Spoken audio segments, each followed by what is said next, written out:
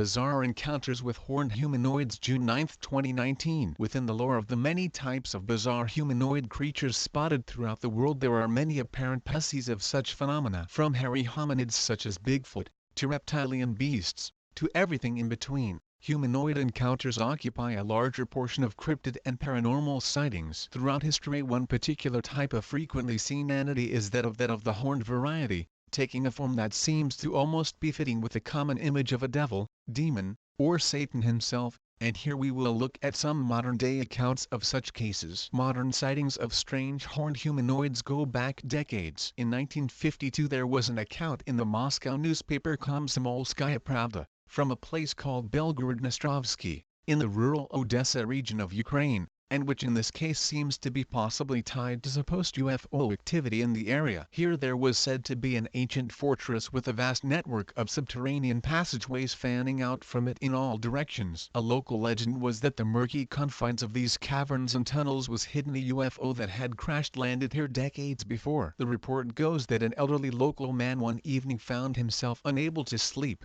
and looked out of his window to see some rather striking figures skulking about in the yard of the neighbor house. These otherworldly entities were described as being remarkably tall, and as having noticeable protruding horns atop their heads. The man ended up cowering in his room to wait for morning, after which it was found that all of the apple trees of the nearby orchard had been robbed of every single one of their apples. In the following days there would be several more reports of these very same horned humanoids wandering the area stealing food, before the accounts just stopped, leaving us to wonder just what they were and what connection they have to the lore of UFOs and lost underground worlds here. From the site where New Jersey comes an enigmatic account from 1976, involving a woman calling herself Olivia, who claims to have been out horseback riding with her daughter in August that year in the Lakeland area by Blackwood, New Jersey. When they had had her brush with the bizarre, at some point they came to an area where the normal sounds of the forest ceased to exist, leaving them in a zone of uncomfortable quiet. As they waited there trying to adjust to the sudden veil of silence, the horses became inexplicably nervous and unruly,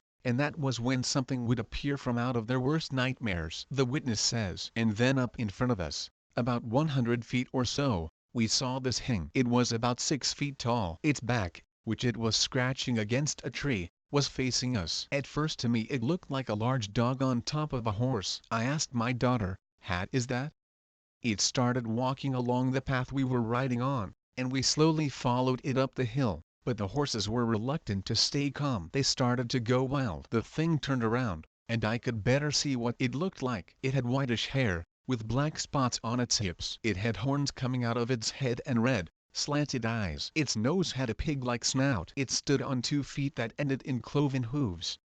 Its hands were tipped with large claws, and it looked like it was slobbering all over. It jumped into the path with its arms opened wide, lowering its head like it was going to charge us. At the time I felt as though I was in some kind of trance, like I was in a movie or something. Only when my daughter yelled, "Turn around and get out of here," is when I realized we might be in danger. We were certainly afraid of whatever it was. Then it did charge at us, tucking its arms in and running like the Bionic Man. It tried to grab one of the horse tails, but we took off. When I looked back I noticed it had stopped in the spot we had taken off from. Like in the movies, after we got away from this thing, we saw a Washington Township police car by the junkyard and told the policeman driving it that there was a strange creature in the woods that came after us, and we described it to him. The policeman said, "I hope to hell we done catch it," and started to fill out a report. But amazingly, this thing showed up in the junkyard and we all saw as it hopped over the 8-foot fence, galloped in front of the police car and then ran into the woods. After that, we took the horses right back to the stables. The policeman wanted my address so he could speak with me later, but I didn't make it home in time. He had already come and gone. I never found out if he filed the report. Maybe he didn't want to report it. Later on, the owner of a local ranch told me one time he found one of his horses dead in a field, with its stomach ripped open. I am telling you, I believe there is something out there. There were 3 witnesses that day, and my daughter and I can recall vividly every moment of our encounter with this thing even after 40 years. I'll never forget it. What in the world could this thing have possibly been? What connection did the report have to that dead horse? We will probably never know. In 1997 there was a similarly weird report from the Gulf Coast Regional Bigfoot Organization GCBRO. The witness says that in June of that year he was out hunting at around 1 a.m. with a friend in the area of Johnson City, Tennessee, when they came across some sort of massive, horned humanoid prowling the forest. It started with the crashing sounds of something very large moving through the brush, and only sharply veers into bizarre territory from there. The witness says, "Luckily I had with me a Ruger 10-22 rifle and approximately 150 rounds of ammo clipped and stacked and ready to go. I could barely make something out coming towards us. I did have the rifle equipped with a night vision scope and I could make out an outline of what appeared to be a man. Upon further inspection I found it was not. There were 2 large walnut trees about 25 feet in front of us, and whatever came from the woods was using these trees for cover. But as it stepped out for what I took as a charge, I opened fire. Within 2.5 seconds I emptied my first 25-round clip into the reacher and was starting on my next. After all was said and done and round number 151 was entering the target, I suggested that we start a retreat to the house, about 65 feet behind us. No more ammo in the 22, so I went for my 380 auto that I had as a spare on my leg. The thing that was freaking me out the most was that after all that shooting,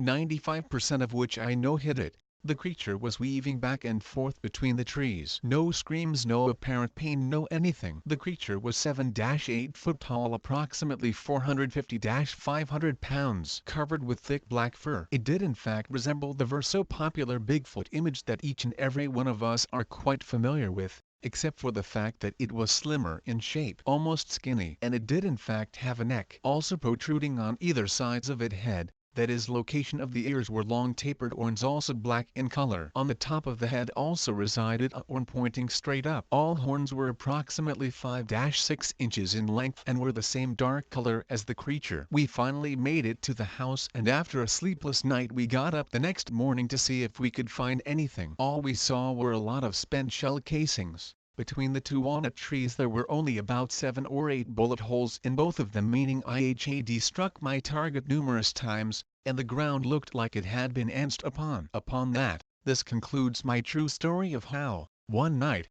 I did indeed dance with the devil. Upon later inspection we were shocked to discover that each trap had been sprung and the bait had been extracted. Having seen this, we returned home to double-check the traps to make sure they were set correctly and that they operated properly. I was looking for my pre-teenage cousin to be my guinea pig, but after careful consideration I found a stick that was almost as good. The traps were then placed at different locations around the previous activities and we received the same disappointing results. No further traps were set, but a hike up the easternmost ridge revealed a quite large system of tunnels made up of brush and various sizes of tree limbs, vines and leaves. These catacombs were obviously not made by man as revealed by their construction. They were approximately 2.5 feet tall by 4 feet wide and was made up into 3 passageways intertwining into a main chamber in the center. When we discovered these I was convinced we had found the lair of the beast. We all got that same air being watched in the woods feeling and decided to rather quickly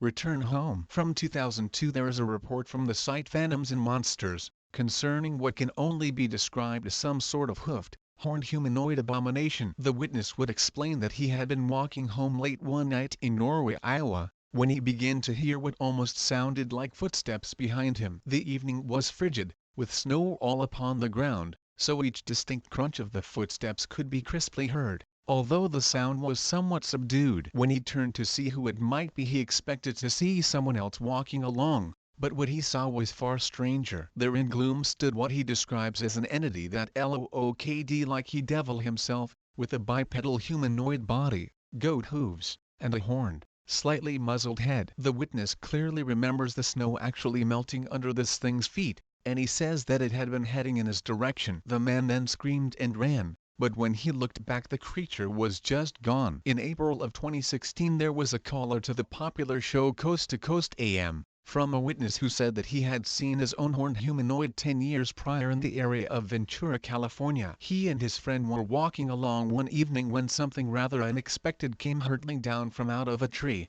of all places. The witness says. So we just keep talking and it sort of jumped out of the tree and it like landed right at the base of the tree and it straightened up. It was about 6 feet tall. It was pure black. Nori asks if it was a monkey. It looked more like a really tall thin human, but it had like a canine face. It was terrifying. And it had these big, like those mountain goats. It had big horns like mountain goats, and it had these really long fingers. It was kind of hunched over, but I could just like feel it look into my soul. I honestly don't know what it was. I have for the longest time thought that it could have been a demon, but it gets scarier from there. So my brother and I, we both see it and we both just like lock our eyes on the ground. We don't want to make eye contact with it. So we start walking up a little bit faster and we are talking about whatever we could talk about to not even acknowledge it. And so we turn the corner, and right at the corner where we were going, there this building that had a tin roof, and we could hear it land on the top of the roof, and as we were turning the corner, we could hear it turning the corner of the roof with us. And as we just sort of looked at each other and we both just started running all the way home. I don't put a lot of merit into religious things personally, but I always thought that that could have been a demon. Is that what this was? A demon? Or was it something else entirely? Also from Coast to Coast AM, on an episode in July of 2014, we have a witness who says he had heard about encounters in 2013. At none other than the very odd and much talked about Skinwalker Ranch in Utah. He rambles on about some UFO sightings in the area he had heard of from some native kids, and then hits with quite the bizarre one, telling of one series of very intriguing events that started with some kids out having a good time and seeing a strange light in the sky. The caller said then it had even a brighter light and it went over their truck, and these kids something hit their truck. These kids got scared, so they went down the road to the main road and they got out, which is, I guessing, about 3/4 of a mile. They got out to look at the damage done to this truck, and for some reason, the driver decided to be the passenger, and then the passenger was the driver. Apparently there are some girls with them in this truck. Well, once they got back in the truck, this is where it gets very unbelievable. A creature grabbed this kid, who was the driver now the passenger, and pulled him out of the truck. It threw him around like a rag doll, bit him on the butt several times, and clawed him. Long story short, somehow this kid got back in the truck and one of the kids took a picture of this creature. They got scared. They were able to get back in their truck, I mean drove down the road, talked to the youth Indian police because it's a youth territory over there. The youth Indian police say there's nothing we can do about it because they're very well aware of the Skinwalker Ranch. So the next day, which would be Sunday, they contacted my UFO relative and he went down there to investigate. Meanwhile there was a shaman wife and the shaman was there blessing the kids that were involved in this. My UFO relative said that he saw the picture on the cell phone of this creature. He also saw the damage done to the truck. There was also scratched into the truck die, and he also saw the damage done to this kid and the bite marks. Now that was very unbelievable for me to hear. The crazy thing about it is, a few months ago, I work at a hospital, and one of my patients was actually the shaman wife, and she was the one that was also there at that time that my relative was there to investigate. She told me exactly what my relative said, but in greater detail. The creature that she described, and also my relative said, had to be a tall creature because he would hold this kid out of this window. That the 8-foot-tall truck and this creature had horns. It had red hair. It had a human-like face, but the mouth was distorted and it came out kind of like a wolf. It had claws and it had bat wings. So my question is to you, and I asked my UFO relative, is this the Skinwalker? And he goes, oh, this is something totally different. And I asked also the shaman wife and she agreed that it was something totally different. There are numerous other accounts like these. From the book American Nightmare Monsters, by Philip L. Rife, we have some weird accounts from a local Amish community, of which it is written an ungodly-looking creature created havoc among the local God-fearing Amish community. Witnesses describe the creature as following: the size of a good heifer, gray in color with a white mane. It had tiger-like fangs and curved horns like a baby goat. It ran upright on long legs, and had long grisly claws. In one incident, the creature sent a team of horses and 2 brothers flying when it approached their hay wagon. The following day, a man was cutting weeds on his farm about 5 miles from the previous incident when he heard a fierce roar and turned to see a monster with 3 horns and a tail charging in his direction. He raised his sight to defend himself, only to have the implement ripped from his hands. At that point, the man wisely decided to turn both cheeks to the monster and escaped as fast as he could run. A day later, a woman was feeding poultry on a farm midway between the two earlier incidents when she heard a commotion and turned to see the creature in the act of snatching a goose in each of its hands. She bravely ran toward the thing, waving her apron. The woman managed to recover one of her geese when the creature threw it at her, knocking her to the ground in the process. The interloper then escaped with the remaining bird in hand. Finally, we have a report from Fandoms and Monsters that fits in well with the others we have looked at here, and which comes from a world away, over in the United Kingdom, at a place called Gloucestershire. The witness say that he had been hanging out with friends at a place called Severn Bridge until about 2 a.m. When they had decided to go home, they took a route through some fields that passed through some woodlands. That is when the witness says he heard something moving about out on the trees and a deep grumble as if from a large animal. The witness say of what happened next. I turn around and on the path I can see this thing, around 6 feet tall, skinny as FCK, head shaped like a dog and had horns. I thought my eyes were playing tricks, so I just stood there watching it, hoping it was going to vanish. Well, to my surprise, after around 5 seconds it started to very slowly walk closer and closer until it got to the gate. It was like it didn't know what to do except just stand there. I was sweating, had red vision and thought I was going to have an anxiety attack. I slowly walked across the field trying to figure out what the FCK it was. I looked back about halfway across the field and it was gone. Sigh of relief. Can finally calm down and just take a nice walk home. Yeah, that's what I was hoping for. I was in the last field from my house in view. I knew all I had to do was jump over my fence and I was in my garden. I got to my fence and hopped over. I felt safe and secure. I was walking across my garden to get to the back door and behind me my drive light came on. Now this light only comes on if it detects motion or it really windy and a branch sways in front of it. It was and windy, nor did I walk past it. All of a sudden I had this fear of getting snatched, so I quickly run to my back door, open it and run to my converted room. My skylight window looks over my drive where the light came on and I stood on my bed and looked out the window. That when I seen this werewolf looking thing with horns, stood there sniffing around the cars. It was and a dog, it was and small enough to be a badger or a fox, and was and a cow or anything like that. I honestly don't know what this thing was, but it scared the SHT out of me. I won't go out in my garden past 11 p.m. It is an eclectic array of accounts to be sure, and one which leaves us scratching our heads. Just what is going on here? Are these unidentified hairy hominids of some sort, hoaxes, the imagination, misidentifications, or something else altogether? Could these be examples of some sort of interdimensional interlopers crossing over into our world to startle and terrorize before shifting back to their own reality? Are they demons or some sort of evil spirits with inscrutable agendas we'll never understand? Who knows? All we know for sure is that such sightings continue to come in, and they occupy their very own realm within the world of the weird.